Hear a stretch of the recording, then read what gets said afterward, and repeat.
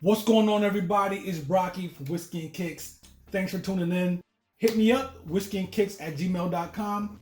Whiskey and Kicks on Facebook. The Whiskey and Kicks Show on Instagram. Whiskeyandkicks.com. Please do not forget, hit the like button, comment, and please subscribe to the channel.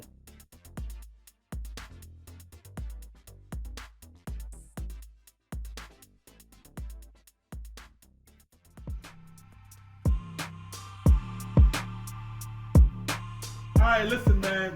This is the new segment called Let's Rap About It. Let's rap about it. Let's rap about it. So, it's a new segment within the segment. Absolutely, It's absolutely. still part of the unboxing situation, but the whole premise is that hip hop Runs our life. This is it. This is a major part of our for lives. all of this. So why not talk some hip hop at the end of our unboxing situation? Yeah. You know what I'm saying? Since everything we're looking at is all hip hop inspired. Literally. Literally, Yeah, huh? all Hip-hop of it. inspired. So I don't know if you thought of anything. I got a topic. Or Let's whatever. get to it. You wanna get to Let's it? just like the unboxings, ladies and gentlemen. This segment is literally what we do on the phone a few times a day. Literally. Just about every day. Just about every day. There's I heard something in a song or something we read or something that comes up and we end up in these discussions. And we end up always saying we are wasting We material. are wasting material. Well, so it's time to stop wasting material. So look, somebody posted on Facebook recently. Let's go. And she said that she and her child got into a discussion about who's better, Ghostface or Method Man. All right. All right. Right. We're going all the way in. She said What was her? Method Man. And I was like, her child said Ghostface. And I'm like, yeah, Ghostface is better. Ghostface is better. But it's not that easy of a decision to come to. It's not. It's tricky. It is not. Because Meth, super nice. So Meth basically raps like he's on a surfboard. He is the master Whoa. of riding the beat to perfection, yep. and then creating. I'll add the baby part in there where he has a little bop to it, right? Right. So it's melodic but Ghost, man, It's Ghost. it's Ghost, man. And so, Shayla Ghost. come on. And so when you talk about just being spitters is one part of it, but when you look at it, Ghost put out multiple classic albums. He did. Method put out any classic albums. Tikal's not a classic. Tikal is not a classic album. And that's his best album. Tikal has a classic song, Yeah. but it's not a classic album. Tikal is hard. I like Tikal. It's a great album. Good joint, but it's not a classic. album. And it got quickly pushed to the side when the Purple Tape and Iron Man came out, Goodbye. and it was just a Iron Man's forgotten. classic. What came after Iron Man with Malcolm's on it? That I'm looking at the cover. It's blue. too. I'll say three in a row because there was Iron Man, the one that we're talking about with Shayla Ghost on it. Yeah, what can I think about that right now? Let me look it up real quick. Supreme Clientele. Supreme Clientele. Come on. Come on. Who we Are you talking kidding me? about right now? Supreme Clientele? Supreme Clientele. Are you crazy? Yeah. Come on. Yeah.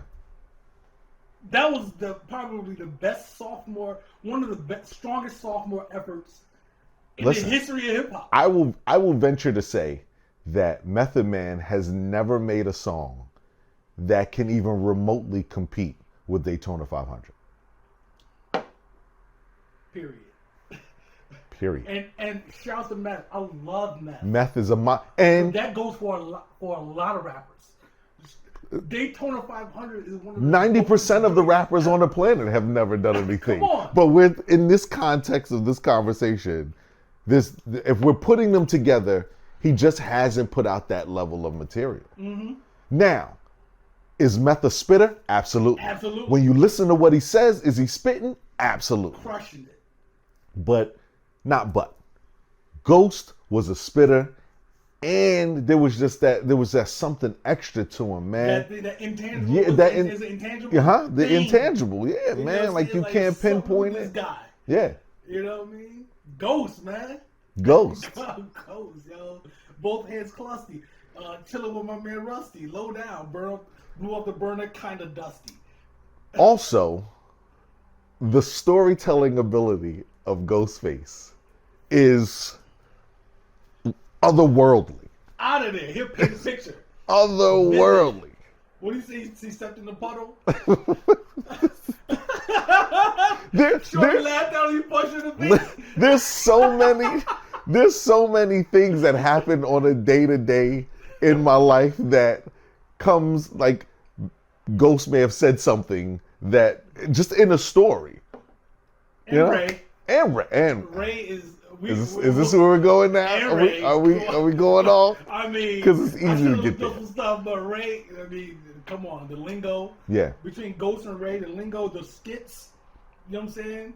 I will ask you, the viewer, this question: if I gave you $40, no, I gave you $200, and I asked you to go get me a Fidel Castro suit. A Fidel Castro suit. You may have never listened to Ray, right. But you would know where to start. You think so? Easily. Fidel Castro suits.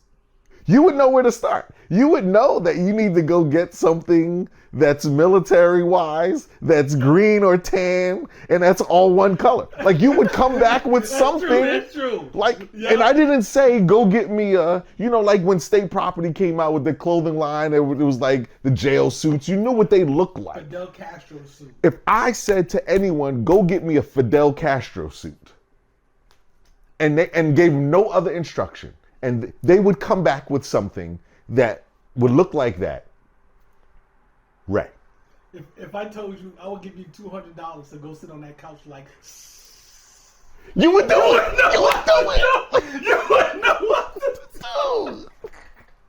do. Ray, man. You would know what to do, man. We talked about it. We should have done it this time, but I didn't look up Ray quotes. We got to get some Ray quotes. We got to go with Ray quotes. This is the beginning of it. This rap thing, man. Ray, the quotes. We got to end every drink with a Ray quote. Like we got to do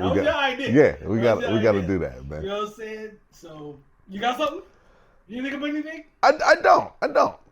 No, these things. We had to think about it. You got to think about it, and that's so. Stage, yeah. Gone. It was gone. Like, we had a whole bunch in the last few days. We were like. I called you with one the other day, and I was like, save it. Yeah. We ended up talking about it, and now it's gone. So I'm going to double up then. I just posted on Facebook just the other day. All right. Who came out with the best double album? Biggie, Wu, Outkast, Tupac, or Nas? I love Jay, but Jay's double album, we universally agreed, including Jay, that it was not a good. It was trash. I'm not even going to flower. I'm not going to. It's trash.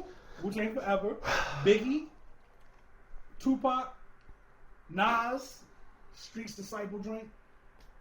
Did I say Wu-Tang? And Outkast. And Outkast. Okay, so I'm actually right off the bat going to remove.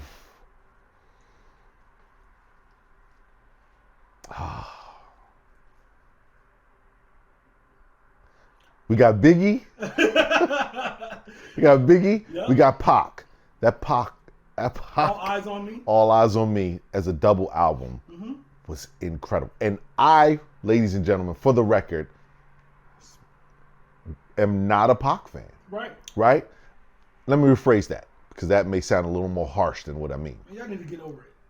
You do. But to be more clear, I've never purchased any album from Pac. I bought Pac's first album. Illuminati was my drink. At the time where there was the East and the West Coast thing, I was 100% Biggie and spent years arguing about Pac stuff. No doubt. I listened to Pac, and I respect his craft, and he's dope. And I will list him as a top 10 MC any day of the week. All Eyes on Me was a really, really good album.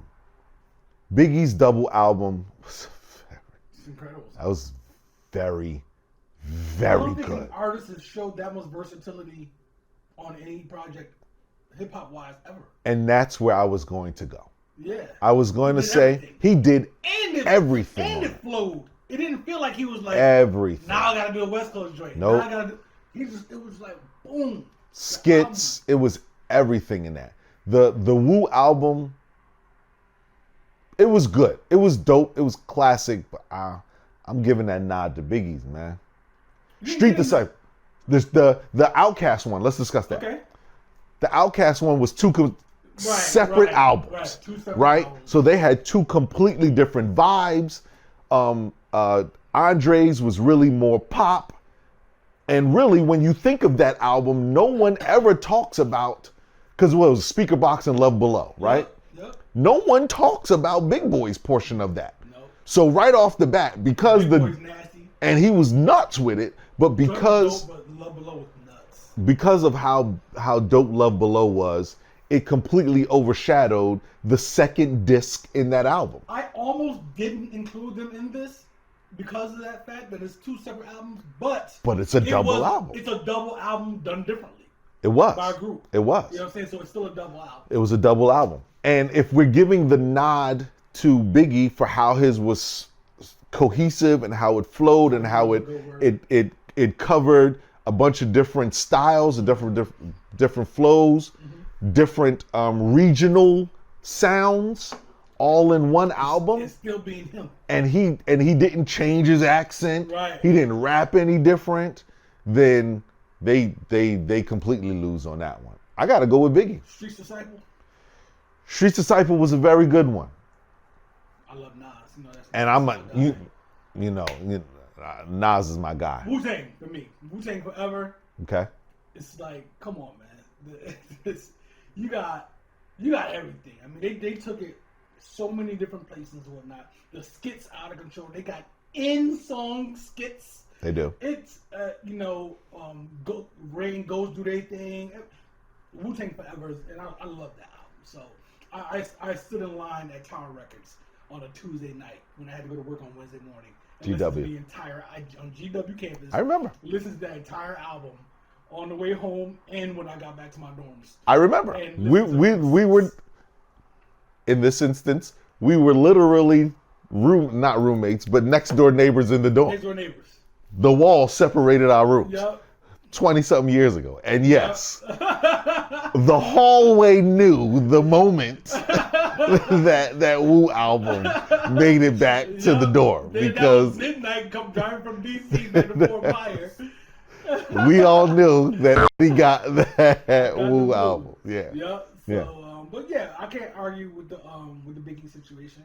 That Biggie album is a great album. It's a great album, man. And actually, Biggie's second album, in my opinion, is better than his first album. It's better than Ready to Die. Easily. You can Ready to easily Die make is an a good argument. album, but I don't look at Ready to Die as a classic album. A lot of people do. I don't. Ready to Die was literally the first item I spent my Air Force check on. Word. I left basic training. We got in the joint. We left. You had Base Liberty? Yeah. So we left San Antonio. I got to tech school at Biloxi, Mississippi. I got off the bus. We got our room. They told us you could go over here. And since our tech school was only going to be 6 to 8 weeks, not to buy anything, you could rent stereos and stuff like that. Okay, so I went. Don't buy anything big. Right. So instead of buying a radio, I rented this boombox for the 6 weeks. Yeah. And I walked right across the street before I rented the boombox. I walked right into the BX, and the first thing I purchased was Ready to Die. Tape? The CD. The CD. Ready to Die. Ready Yep. to Die. Brought it back, went to the guest dorm. I still got it. Still have it. That's fantastic. Yep. Yeah. Got to the door and threw it right in. Do it right in. Yeah, and went crazy. I did. It felt so good to get back in touch with the East Coast. I felt like I had, like everything had passed me by for the past 6 weeks. I was only gone 6 weeks. I was in San Antonio for 7 months. Yeah. So my basic, then I had 6 months of training, and I was down there listening to Big Mike. Yeah. You know what I'm saying? Ghetto Boys.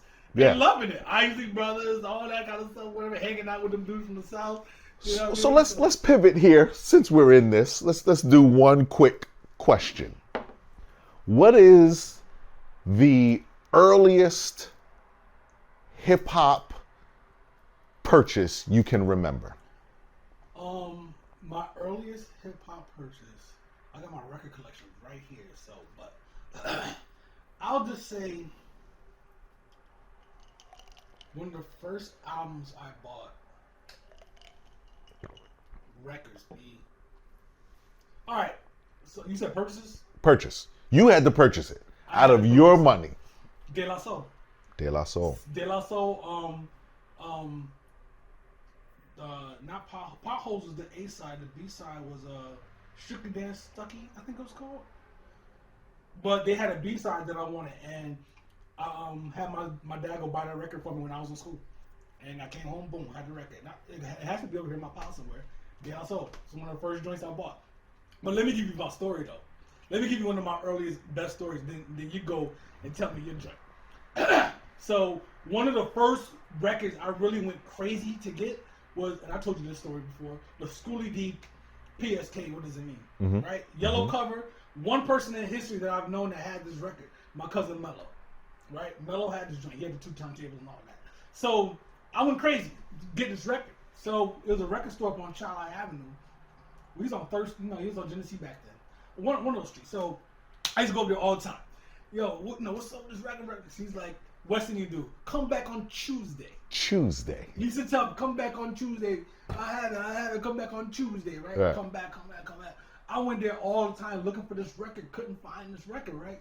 Drove me crazy because I love that song so much. Right. And one time I went there, and he was like, I got something better.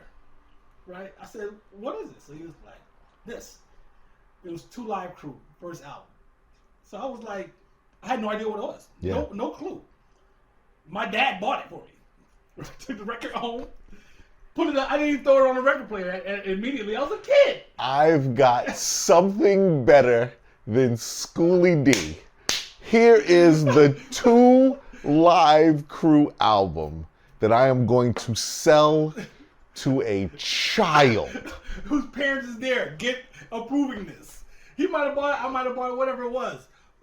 I don't know what year this was. But it had the cover on it. Which cover was that? I don't know what it was. Listen, I don't want to get into my parents' business, but there's a lot of things going on back then. No, but I'm saying, what cover was the album? Was it the one with the girls? It gotta be in there somewhere. I got it. Wow. Okay. It has to be in there somewhere. Yeah. I bought that record. So I didn't listen to it immediately. So one day, me and my sisters, I don't know if my sister remember this, and she don't be watching my show. I'm calling you out. If you see this, you know I called you out. If you don't say something to me, I know you ain't watching shit. So that's fantastic. I'm calling people. I'm doing that from now on. That's fantastic. Calling people on my name, Niecy. So, we at home. My parents is gone. So, it wasn't like a sneaky thing. I was like, oh, let me listen to this record. Finally, we threw this record on. We were like, what in the son? He's like, let's take it. Listen. I mean, it was every pornographic thing you can think about, son. You're a child. I'm a child. I've never seen a grown man sold you 2 Live Crew. This is before parental advisory. Absolutely. 2 Live Crew are the ones. They're the ones who created it. Right. It's because of their lawsuit. So Supreme Court, yeah. So shout out to my parents. And I know y'all ain't watching this either. You know what I'm saying? If you're watching this, I got that over on you. Shame on you. Shame on you. Shame on you. If you see this, holla at me. Wow. What you got though, man? So, I think I'm sure I purchased something before, but I honestly, the one I can remember, the furthest I can remember, because I remember dubbing a lot. Oh, yeah. Right? The 2 tapes. Yeah. And so, growing up when I was younger, that's the same thing, growing up and when I was younger. Having parents that were West Indian, we listened to a lot of soca, a lot of reggae. Like I always tell people that I thought Let's Get It On was actually a reggae song. And the first time I heard Marvin Gaye sing it, I was like, that guy stole this song. Right? No, that's hilarious. Right. Because I only heard the reggae. My mom had these 2 tapes that she would play in the car all the time. Stole this song from and I would only hear that. Right. And so I remember the earliest memory I had was the first tape I purchased was a bootleg tape of D Nice's album. Word, they call me D Nice. They call me D Nice. It was like a black tape. It was brown, and it had D Nice on the cover. And I went to everybody in Philly, especially uptown, knows if you needed to get anything bootleg, you went to Germantown Ave, because that's where Germantown and Shelton Ave is where all the Muslims had all their stands. You got your oils and you got your, right? So me and my best friend at the time, Bean, lived across the street. Me and Bean went there, and I always remember this because of what we purchased. I remember this because Bean, his dad was a preacher, and he was like the biggest NWA fan there was on the planet. And I used to be like, they curse too much. Like I didn't like, that, yeah. I never liked, because I was like, they just curse too much. Right? And so I remember I had the Kwame albums and all that, the tapes, because we were from Philly. We were wearing polka dots. Everybody had the joints. Mm-hmm. But remember, again, at the time I wasn't buying them. I would double them off of people. So one day we decided. It's about owning the original, but yeah. Right. So we decided we was gonna go up Germantown Ave. I think he needed to get some sneakers or something. We went up the Ave, and the tape guy was out front, and he was like, it was like 2 for $5s, yada yada, and he was like, well, I'll give y'all 3 for, I think it was like 3 for 10 or something like that, and we was like, all right, let me see what you got, and I bought the D Nice, and Bean bought X-Clan. X-Clan. This was his purchase. Word. X-Clan and Bitches with Attitude. Oh my God! Somebody. Remember NWA? Bought that album. NWA had those girls that were BWA. I don't even know if they were actually associated with NWA. He thought they were, we all because did. NWA and BWA, and I will never, as I got older, I never forget that, because now that I'm able to look back, I'm like, you couldn't have 2 polar opposite purchases at the same time. And Bitches with Attitude. X-Clan and bitches with Attitude. Son. And I bought, and they were 3 bootleg joints. That is the most reggae moment in hip hop ever. Because you can't do that in hip hop. Get on reggae, it's like, I'm Buju Banton. I'm Mega Banton. Right. You know what I'm saying? So, that doesn't happen in hip hop. If they are not affiliated with NWA, that is going to be even crazy. We're going to have to cut this shit. We're going to have to cut this. But I'm going to give you one more because it's associated. Let's go. Hilarious. Let's go. BWA. BWA. I know B doesn't watch this, but I'm going to actually, when this comes out, I'm going to link and I'm going to send this to him. And hopefully, B, after you finish watching this, I need you to comment below on your purchase and your love of NWA. Listen, comment below, man. I want to hear them stories, B. Real quick story, because we run out of time. Me and my man Stud, we was like down at the record store, whatever, talking about buying this, getting that. So I had money for one tape, he had money for one tape, but there was 2 joints we wanted. Mm-hmm. He like, well, you get one and I get one. I was like, I already know what I'm getting. Yeah. Here's the 2 choices. He gets the Slick Rick tape. I got Skinny Boys.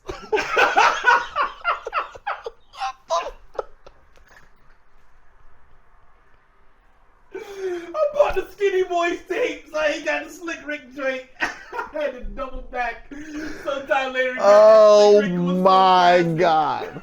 The Skinny Boys? Skinny Boys, we need weight. Wow. Yo, man. That was a bad purchase. I don't know if it was a bad. No, in the context, going against Slick Rick became a complete classic. It did. We were also children, so let's be realistic. Right. I love the Fat Boys. Skinny Boys has to be good. It has to make sense. It has to be. The world. Yeah. Yo, man, that was fun, man. Man. We're gonna continue this, B. Yeah. That's it, man. We got a lot of dope joints here. And I'm satisfied. I'm happy. Yeah, man. You had a good time, man. You know what I'm saying? Let's wrap it up. Finally get to put some of these on the street. I've been holding those rosies Yeah. earlier this month. Yeah. But yeah. Yeah, now you get to let the public see it. Yeah. Good looking out. Some Yeah, guys man. came through. Absolutely. Delicious bourbon. You know what I'm saying? Yeah. Everybody got their palate a little burned up a little bit today. It was something serious out here, man. Vanilla notes. It was something serious. And it's unboxing, man. We'll wrap you up, man. Yeah, man. That'll be good.